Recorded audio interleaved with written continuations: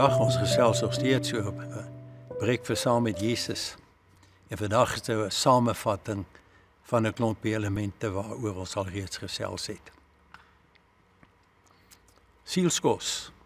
Toe Jesus vir sy disippels breakfast gemaak het, het dit net oor die kos gegaan nie. Wat 'n aksiebeleide en 'n onverwagte opdaging van die sogenaamde dooie spreker by die manne en met 'n breakfast daarbey.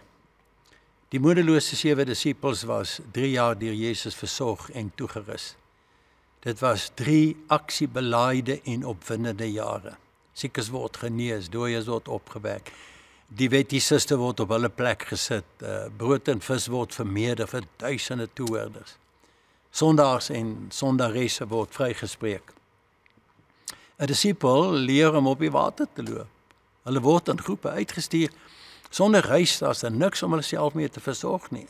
Hulle maak siekes gesond en selfs die duiwels, sê die woord, was aan hulle gehoorsaam. Hulle beweeg van een hoogtepunt na ander.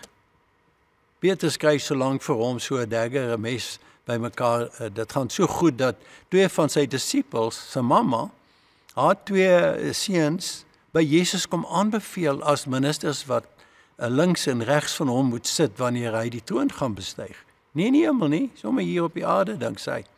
Daar word ook angstige vrae gevra. Die Joodse volk is moeg vir die Romeinse regering, wat hulle onderdruk en swaar belastings oplê, en Jode dan aanstel om die beleggings in te vorder. Net toe dinge 'n momentum kry, word Jesus gearresteer. Petrus het dalk lank al vir die geleentheid gewag en val een van die belangrike mense se diensknegt aan met sy dagger, met sy mes wat hy dalk geslyp het, terwyl Jesus besig was om hulle te leer. Dalk was dit juist toe Jesus die vraag behandel het oor hoeveel keer moet ons nou weer vergewe julle? En daar's 'n paar gedagtes en antwoorde, en dan kom daar die 71x7 sê Jesus, was die opdrag van Jesus.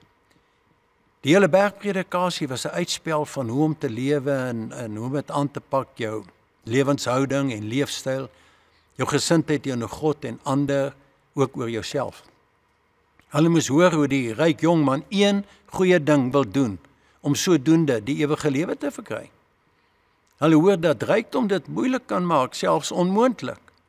Hulle wonder oor wie kan dan gered word, Here, en hoor, by God is alle dinge moontlik.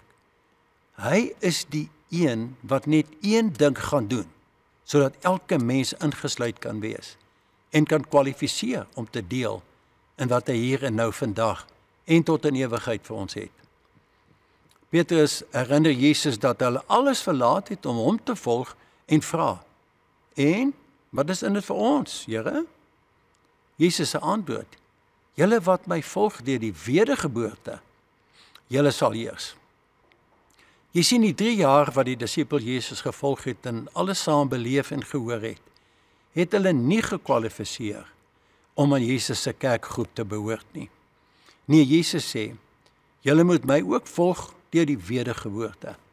Hierdie wedergeboorte het Jesus bewerkstellig deur, nommer 1, 'n menslike vlees in te klim, nommer 2, sonde op homself te neem, nommer 3, die sonde af te sterf aan die kruis. Hebreërs sê eerstens vir homself, en dan nommer 4, op te staan uit die dood. Met ander woorde, weer gebore word in 'n nuwe lewe, sodat ons ook so 'n nuwe lewe kan leef.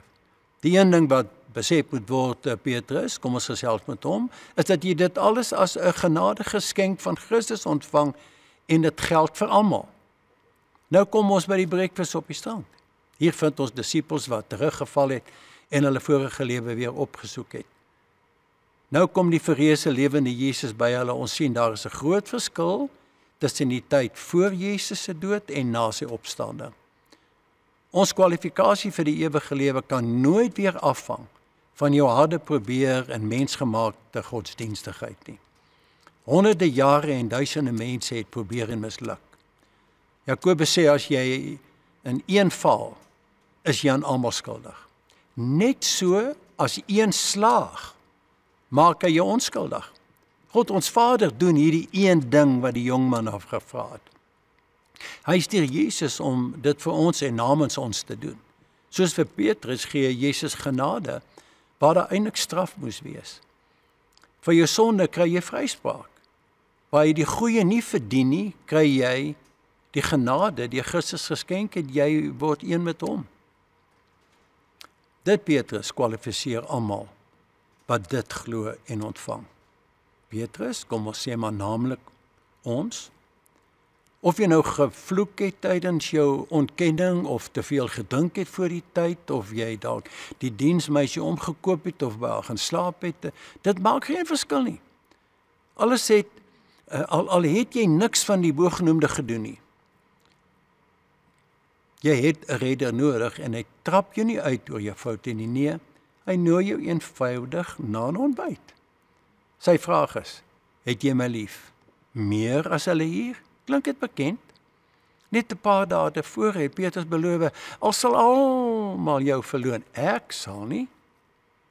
Mense, ons is met niemand in kompetisie nie. Jesus vra 2 keer, het jy my lief met 'n goddelike onvoorwaardelike liefde? Petrus herhaal sy antwoord, ek hou van jou as 'n vriend, as 'n broer. Jesus verander sy vraag die 3de keer, hou jy van my net as 'n broer, 'n vriend? Hieroor word Petrus baie hartseer, maar hy bly eerlik met Jesus. Here, u weet alles. Ten spyte van dit alles, kwalifiseer Petrus om sy roeping uit te leef, sy lewe voluit te lewe. In sy antwoord lê die antwoord, naamlik Here, Koning Heerser. Soos met Thomas, my Here en my God. Jesus se finale woorde aan die lafhartige Petrus is, jy sal deur jou dood my verheerlik. Is dit moontlik? Op sy woord, van die linksmislukkings na die regssuksesse, van lafhartige ontkenner na jou eie kruis.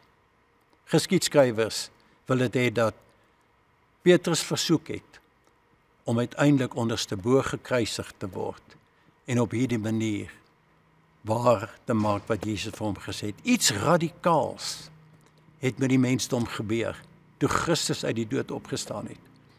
Dit is nie net dat jy in Christus moet glo, maar wat jy van hom glo. Ons moet dit nooit onderskat nie. Kom ons skat dit na waarde en ons sê vir hom dankie en bid saam.